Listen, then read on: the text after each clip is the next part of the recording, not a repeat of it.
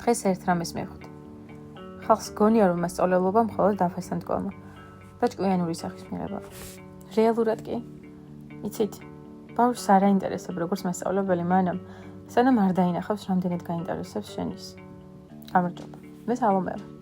ჩემს ვიდეოებში გაჩვენებთ, რას ნიშნავს დღეს იყო მასწავლებელი. დამინჯარეთ. მაგ ბევრი რამ არის ისეთი, რასაც გარედან ვერ ნახავთ. ახალგაზრდა მასწავლებლობა უცნაური რამაა.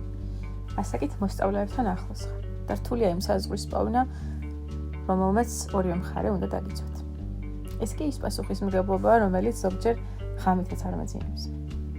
სანამ მასწავლებელი გახდები, არავინ გეუბნება, რომ უნდა დაიმშვიდობო შენი ცხოვრების დიდ ნაწილს. გონებისა და გულის უმეტესი ნაწილი ამ პატარა ადამიანებისკენ უნდა მიმართო და მთელი არსებით ეცა და უკეთესი გახდე. რადგან სწორედ შენ ხარ მათთვის მაგალითი. ამ ყველაფრის ფონზე უამრავ რამეზე გიწევს უარის თქმა, მაგრამ სანაცვლოდ მიღებული დიდი სიყვარული ამათ ნამდვილად ღირს.